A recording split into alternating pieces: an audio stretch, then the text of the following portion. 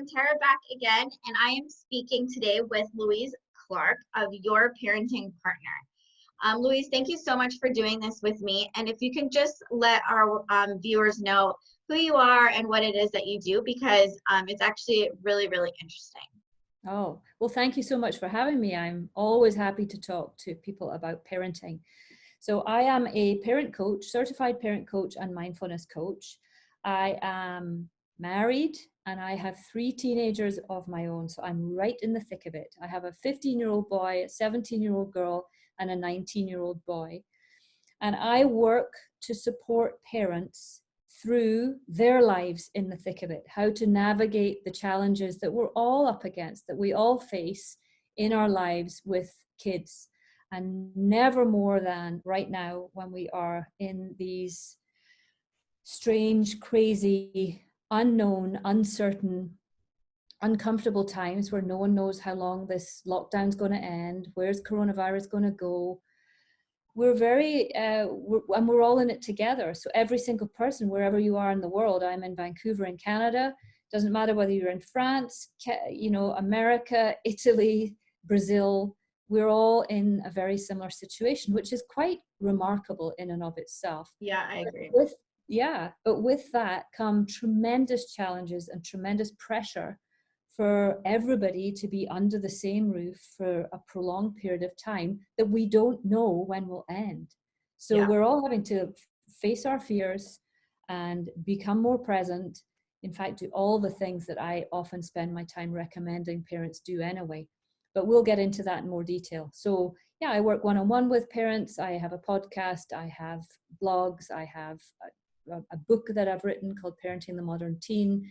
So I have lots of resources that can help parents, and I have a Facebook group where I can help parents as well. They can join for free, and we talk about everything, everything parenting. So yeah. That's awesome. So at the end of this call, what we'll do is I'll have you list out where people can get a hold of you and your podcast and all of that, so that everyone who's watching can find you at the end of this. So we are chatting parenting our way through COVID-19 today, which is a huge topic. We were just talking about that. So we're going to see how much we can fit in to today's call. So you have given me a few things to go through here. So the first one was screen time and device use. All right.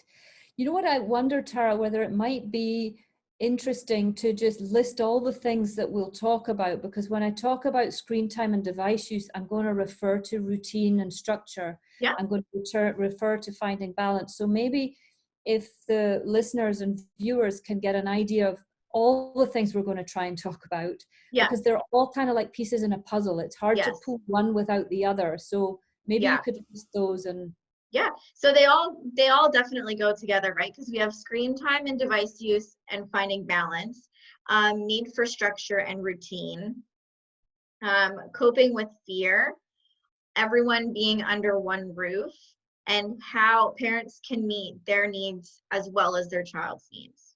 Mm-hmm. So much to talk about. And I know. And we can link it all together. That's why I think it's important for people to know right now, we will be covering as much of it as we can. And also just to know that I'm in it with you. Just because I sit here and I do what I do doesn't let me off scot-free. It doesn't mean I'm sitting here in my home, not stressed by the fact I have 5 of us under one roof, plus 2 crazy cats, and we're not getting out enough. It doesn't mean I'm not going to be triggered. It doesn't mean I'm not going to lose it every now and again. I'm in it with you. Yeah. But what I do have is I have a bank of tools and resources that I know I can draw upon to help me through it. So I'll share with you, what I'm doing and how I've managed to get through it so far. Yes, there's been ups. Yes, there's been downs. But everybody's situation is, as much as we're all in the same situation, everyone's situation is unique.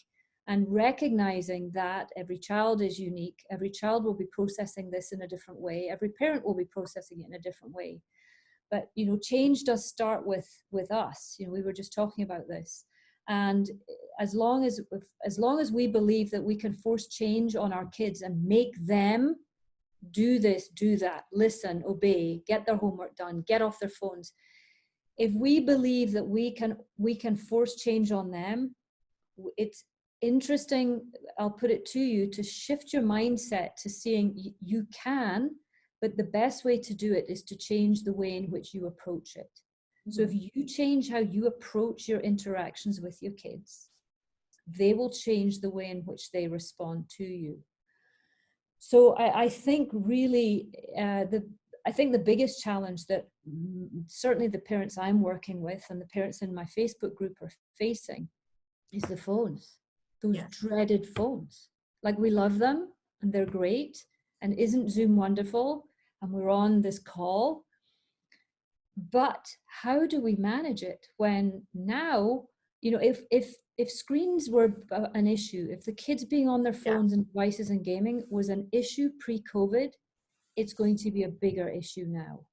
So it's not that this isn't a new problem we're facing. It's a gargantuan problem that was the number one challenge, I believe, in most parents' lives pre-COVID. Now, their kids are not only on their phones to connect all the time with their friends, but they're on their phones and their devices for all their schoolwork as well. At least at school, there was a little bit of a break. You know, they were at least in a classroom engaging person to person with a teacher. Now it's all like this. So it's really, really hard. And I think the first thing that can help a household run a bit more smoothly is to have structure and routine. As much as the kids don't like it, they claim they don't want it. And sometimes some of the schools, depending on what school system you're in or school district you're in, they're like, one of my kids has got everything's online. So he basically gets up, sits like this at 9 a.m. and he finishes at 3. And every lesson is as it would have been real time, but virtual time.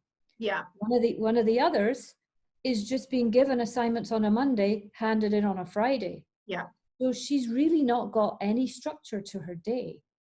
So I think it's important. You have to work out, like, who's got the structure. If your kids have got the structure and they have to be at their desk online 9 to 3, I actually am a big fan of that.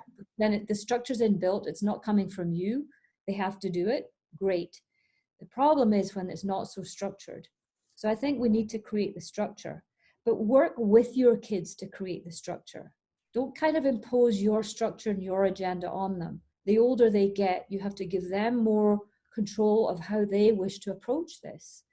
A friend of mine was just saying the other day, you know, my kids, I'm not making them get up at 8 and start at 9.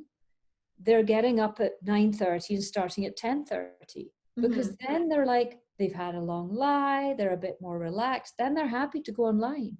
But if she was going in at 7:30, say, come on, you got to get up, she knows it will start the day off wrong. So we have to work with them and not against them. Put in the structure that works. Ask them, does it work? How much time do you need? And, you know, maybe create a family digital blueprint, like a family digital house rules thing, where you say, and they're going to need more time on their screens right now. They're going to need more time to connect with their friends. So I always encourage parents to encourage their kids to actually be connected via Zoom or FaceTime or on a phone call. They'll be like, I don't speak on the phone, Mom. I just Snapchat and I just DM them. No, call them. You know, we'll be happy for them to be on the phone or doing this. The problem is they're only doing it generally through Snapchat, through Instagram. So they're getting the dopamine hit with it. So they're back into it, and then they get caught up in the feed and they're not really chatting. So encouraging actual conversation, even through phones or platforms such as Zoom, Skype, etc. I think that's important.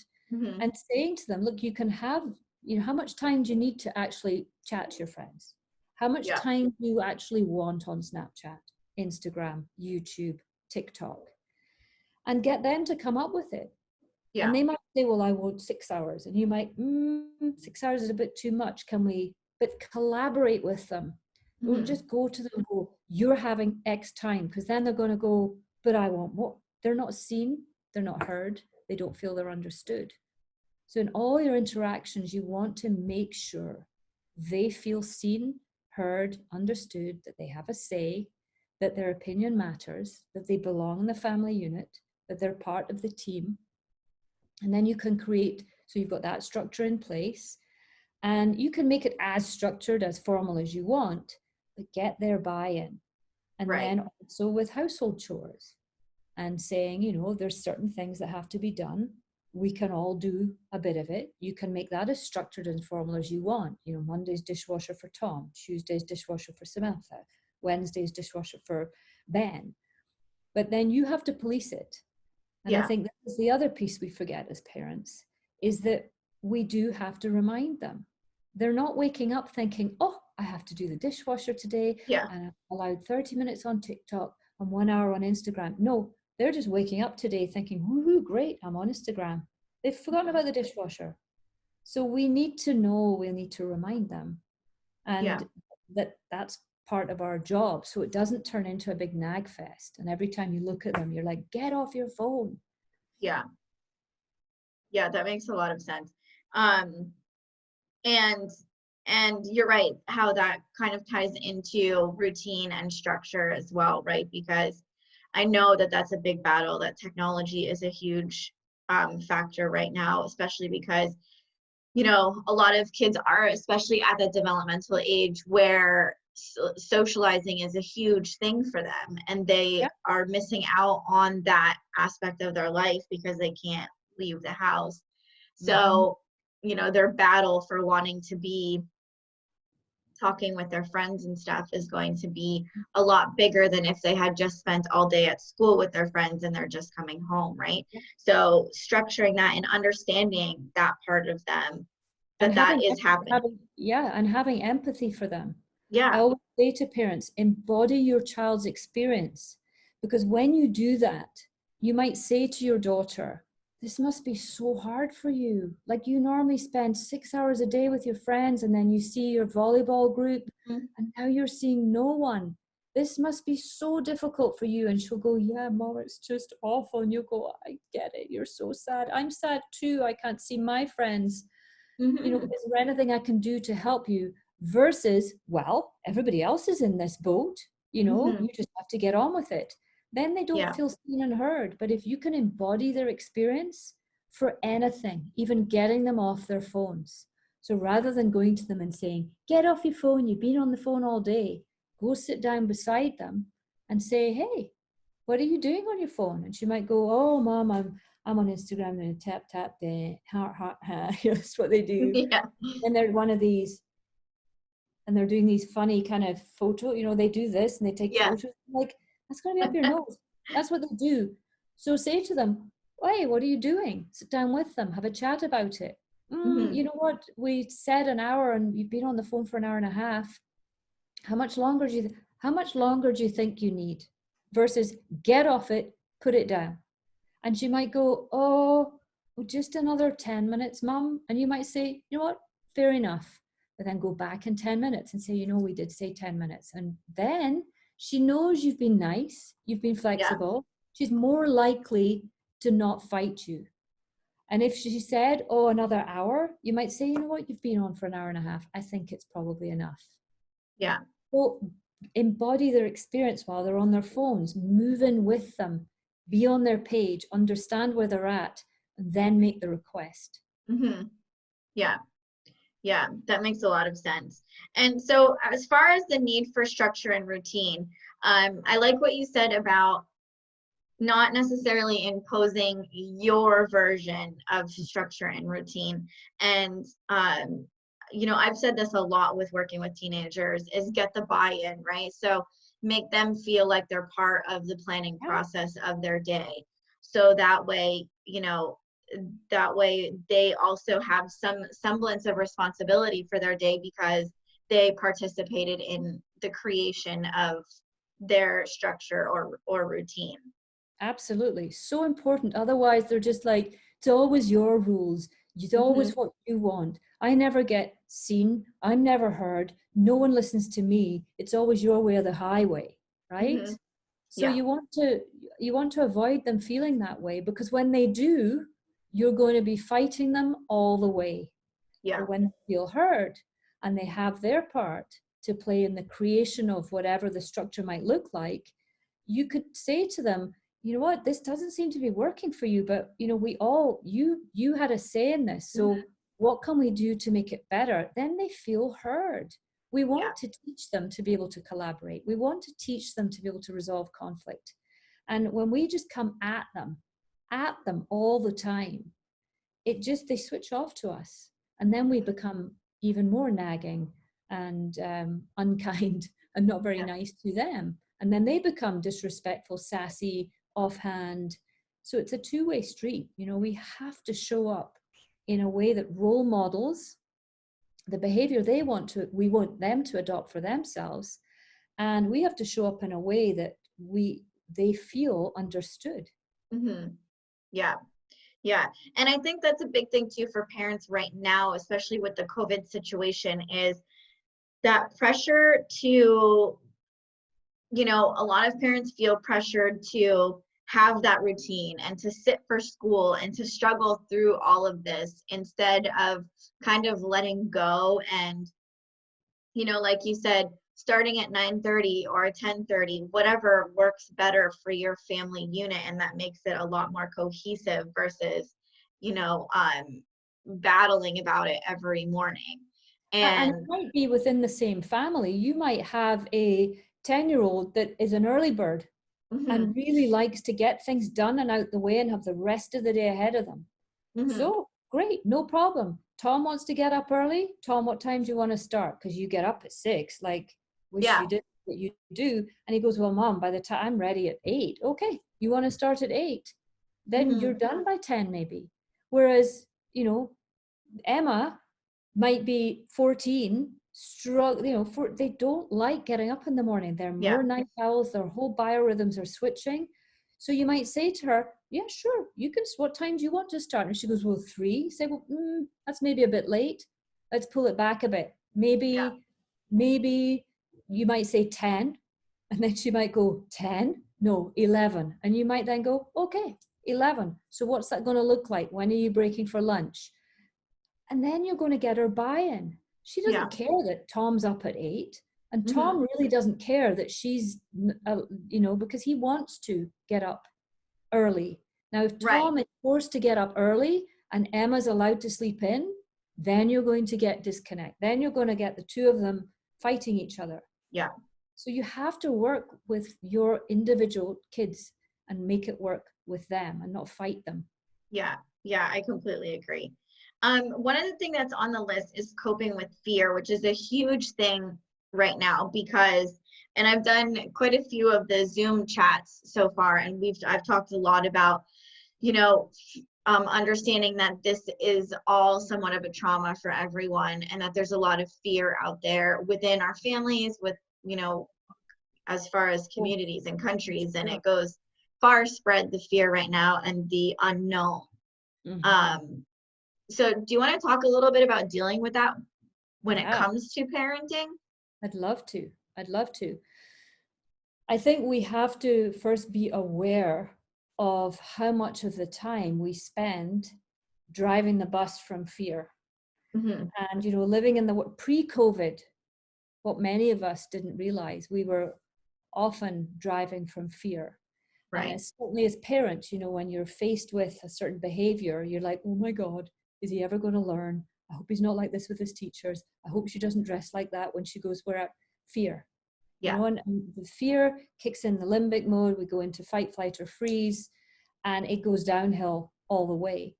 So we have to be aware of when we're in a fearful thought pattern, because if we're thinking, we're not here in the present moment. And in this present moment, right now, yes, COVID's going on around us, but in this present moment, I have nothing, right now, nothing to be fearful of. I'm here, I'm on an interview. Now, if I'm always thinking, oh my God, when's this interview going to finish? I've got something, it's going to contaminate this moment and stop me showing up in this moment free of fear.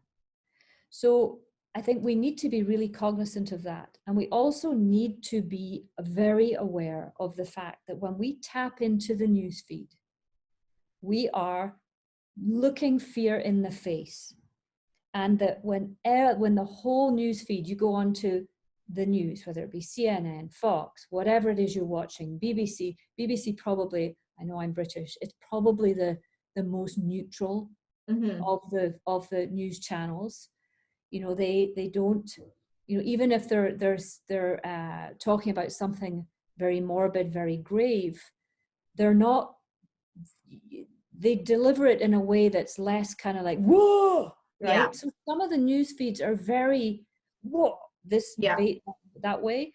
So I think we have to be aware of how much news do I need?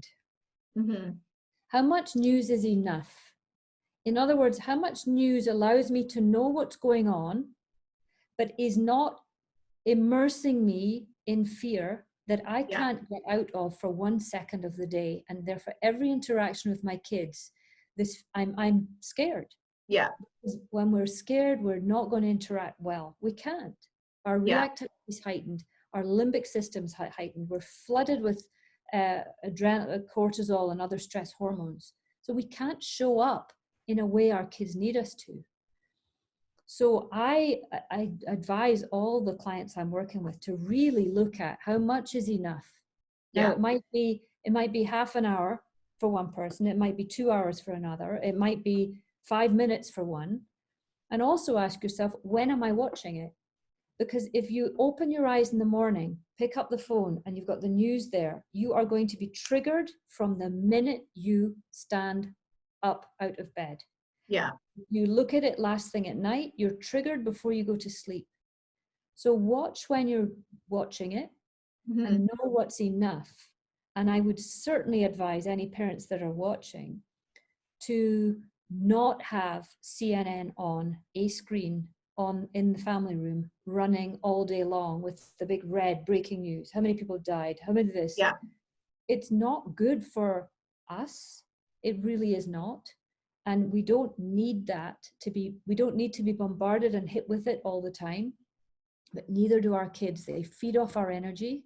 Yeah. And when the kids start seeing, even 4-year-olds will know that the big red square along the bottom of the TV is bad. Yeah. And they're going to, what is it, mommy? I've just seen that red thing again. So Yeah. I would minimize the news feed. Minimize, you go on Facebook, it's just all doom and gloom. Instagram, doom and gloom. So watch your media diet, watch your news diet. Give yourself just what you need, but not that's going to tip you over the edge. Yeah. Yeah. No, I completely agree. And one thing I do want to get on this list before we finish everything is meeting our own needs as well as our child's, because I know that this is going to be so difficult for so many parents right now because everyone is under one roof, because things are a lot more condensed, if you will, together. Yeah. And so, for parents who are used to going to the gym for their time, or, parents who are used to having date nights or whatever the case might be to recharge, now aren't able to do those things. So what is your advice on, as a parent, meeting your needs as well as showing up for your kids? Well, I think if you meet your needs, you're better able to meet your kids' needs. Right. If you've not met your own needs, you ain't going to be meeting theirs, period. Right. So you Right. have to, and it's not selfish. In fact, it's selfish not to. Right. It's selfish to actually ignore your own needs, because then when you show up to your kids to try and meet theirs, you can't. Right. So it isn't, mums, if you're feeling guilty for ever taking time for yourself, which is something that a lot of us, let's face it, most mums can feel guilty about anything and everything. So try and not feel guilty for it. See it as, you know what, I'm a better mum if I do this. Now, childcare is a problem as well, but if you've got a partner that you're living with in the home, make sure you dovetail. Make sure every day you say, you need to go out for an hour, or if you can't go out, if you're watching this and you actually can't even leave the house to go for a walk, then you have to go into your bedroom, put a mat on the floor, get a rock from outside, do whatever you need to do to create some way in which you can maybe take some exercise in your room. There's that veteran in the UK who has raised £5 million. He is 93 years old. By what? Walking his garden path. And he's walked, I don't know how many hundreds of kilometers in his garden to raise money. Mm-hmm. You know, you could do it in your bedroom. You could do Yeah. it in the hall. But sign off, say, you got the kids for this hour or for this 15 minutes. I'm going upstairs to lie on my bed and just look at the ceiling. Or I'm Mm-hmm. going to go and take a shower, a long shower. Mm-hmm. Right? It doesn't have to be hours on end. And so give each other that time so you can check out for a bit.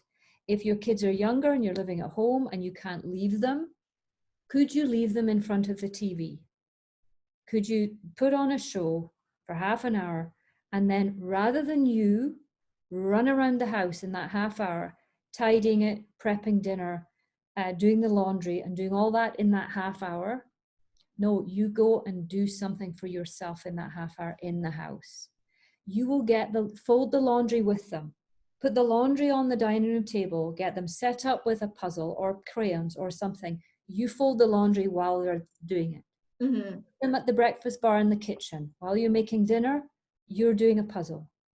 Mm-hmm. You know, if they're younger. So you're not using all your precious time on doing all the routine, mundane things.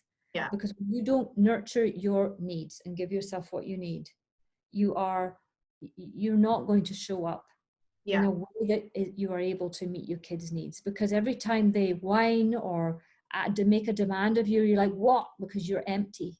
Yeah. And most of us are running pretty empty right now, Yeah. emptier than usual, because we can't do the things that we usually do to top our tanks up.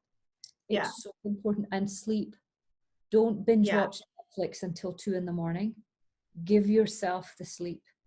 Yeah. You know, the time where you really, really cannot afford to lose sleep, because, you know, your sleep is going to increase your immunity. Your not being in fear will actually help you increase your immunity. When we're in fear and I've mentioned this, you're flooded with cortisol and stress hormones, every cell in your body is depleted in its fighting response. Right. So by being fearful all the time, you're actually decreasing your immunity. You're suppressing your immunity just when you need it the most. So when you Right. go to the supermarket, you don't pick up the virus.